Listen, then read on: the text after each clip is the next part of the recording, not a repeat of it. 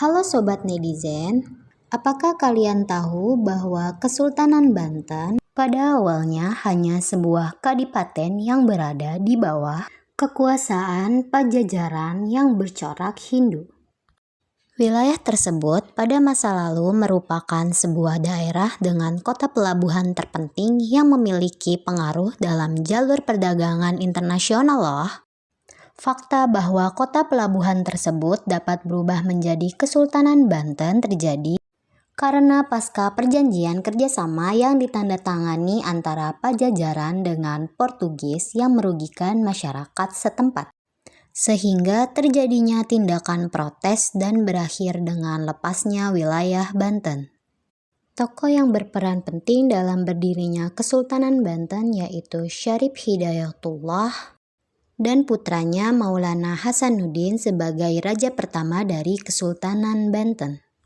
Syarif Hidayatullah atau Sunan Gunung Jati merupakan salah satu dari Wali Songo yang pertama kali membawa masuk Islam ke Banten. Sebelum Sunan Gunung Jati membawa agama Islam ke Banten, daerah tersebut berkeyakinan Hindu-Buddha. Hal ini terlihat dari peninggalan purbakala dalam bentuk prasasti dan arca-arca yang bersifat Hinduistik dan bangunan keagamaan lainnya.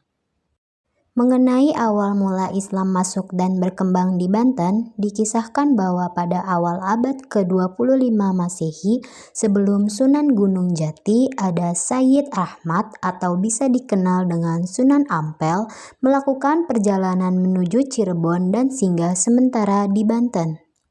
Ia mendapati sebagian penduduk memeluk agama Islam sehingga Sunan Ampel hendak mengajarkan ajaran Islam kepada masyarakat di Banten. Namun, niat baiknya itu tidak berjalan mulus dikarenakan pada masa itu masih dalam kepenguasaan kerajaan Pajajaran dengan mayoritas penduduknya memeluk agama Hindu-Buddha.